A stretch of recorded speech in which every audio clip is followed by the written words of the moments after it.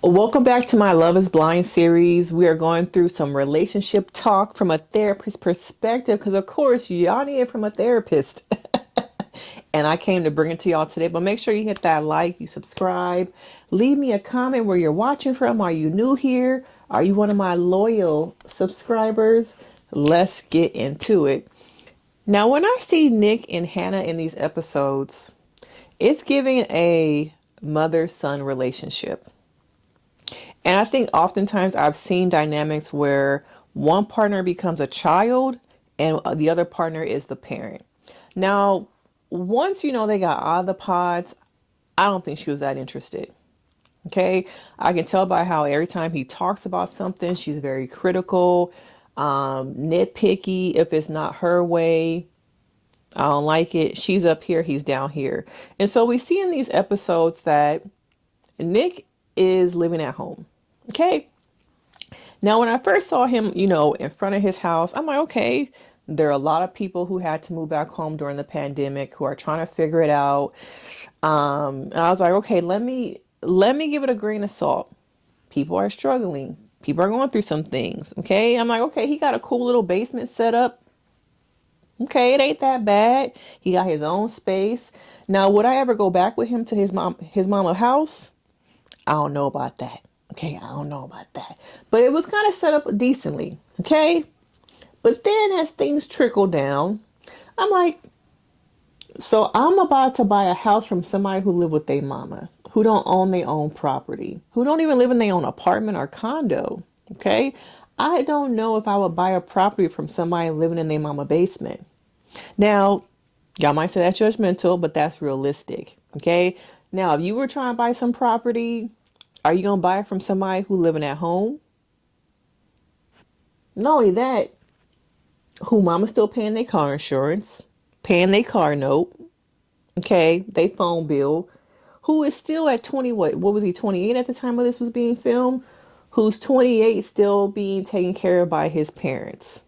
Now I get business wise, everybody got to start somewhere, right? But if you're selling me these properties, where you living? Okay? Because we've seen on multiple shows where these people come on who are realtors, but living on mattresses, Ray to love. We saw that. Okay. So would you buy a house from somebody who don't own their own property, don't live in an apartment, a condo, but live in their mama house? Let me know. Okay. So as it goes on, I see more and more of she is irritated by him. She has this thing that I am better than you because I have been on my own since I was 18.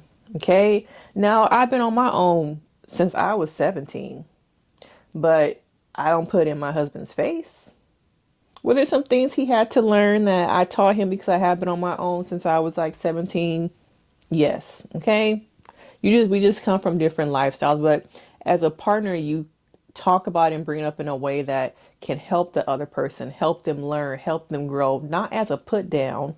It feels like there's this always, I'm better than you. Okay, and I'm going to bring it up that I'm better than you. So how can you guys build a foundation of a relationship where the foundation is here? What are you pouring into it? When your mindset is that I'm up here and you're down here, and I'm going to continue to make you feel like my little lapdog, is what I have seen throughout these episodes. Now, it's interesting to see how Hannah she's her own person. She has her own beliefs, and at times no one can change that. Even her own parents have said, yeah, we know how you are. Okay. Any man that put up with you, good luck is what it was giving. But Nick still needs time to be a man. You can't go into a marriage being a boy. And I think there are a lot of people who do go into marriages as little girls, little boys, whatever you identify as. I think that I don't know if I would want to go into a marriage with someone who is starting off still as a child, still attached that much to their parents, and we're in this lifelong commitment now, and this is your opportunity to learn all those things with me. And I get there are people who I think more back in the day, I think not so much now, who got married when they were 16, 17, 18. You're still seeing that more in certain parts of the world, but not so much. And it's like, should this be someone's opportunity to learn how to be an adult in a marriage? I think you need more time to explore, figure yourself out, what you like, what you need. Maybe even struggle a little bit. See what it's like to pay bills. See what it's like to miss a bill. Okay, do you know how to write a check? Now I'm aging myself because I know everybody don't write checks no more. Do you know how to do? Do you know how to do an online payment? Do you know how to buy a stamp? Okay, now I'm definitely aging myself here as a millennial because half of y'all probably don't know how to buy no stamps.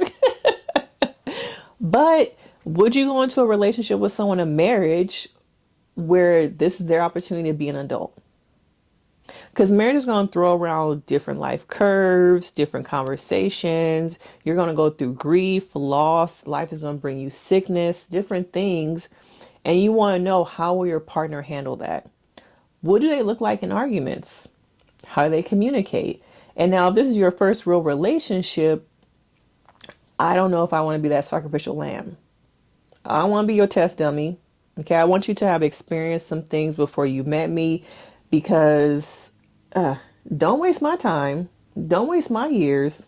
Okay, but of course, let me know your thoughts. But I feel like she's very critical, nitpicky, and Nick has continued to be comfortable with his parents taking care of him. And I want to know, is that okay? Are we living in an economy now where people just need so much support that if you have that support, take it, run with it as long as you can? Or do you think people should get to a point where it's like, okay, y'all been taking care of me 28, 29 years. It's time for me to kind of figure out my own thing without you guys. Take my name off that phone bill. But hey, car insurance is starting to go up now. You might want to keep that. But would you marry somebody who's never really been on their own? Let me know.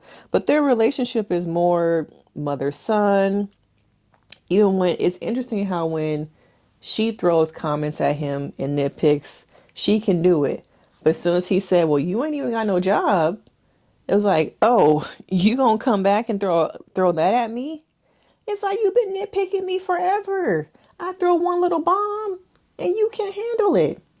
Not only that, when she was making that pasta, y'all saw how they zoomed in on that pasta? I'm like, what is she making? All I saw was noodles or oodles, okay, with a little bit of sauce. I'm like, you talk about him, girl, it don't look like you can even cook. And now there's a difference between cooking and burning. Now, the real cooks know how to burn, if you know what I'm saying.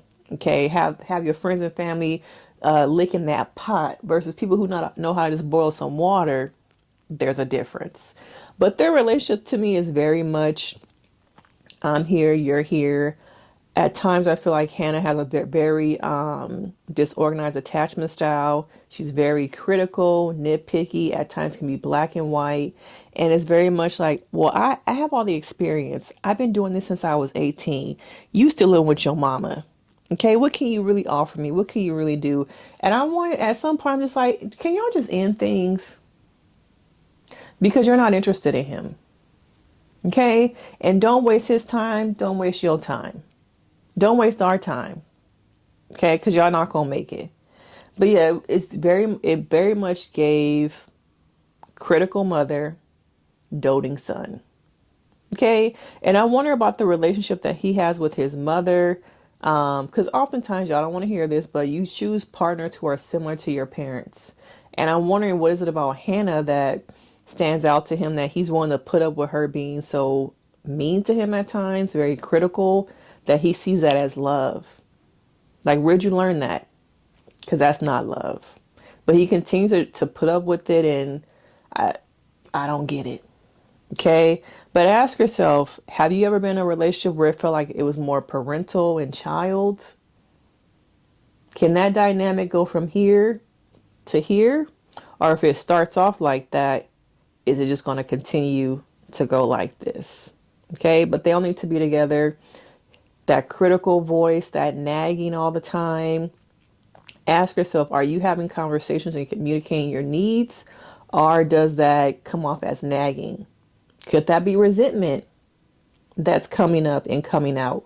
Let me know your thoughts. But of course, make sure you guys like, you subscribe. I want to hear from y'all. You know, we can get it cracking in the comments, and I will see you in the next video. Bye.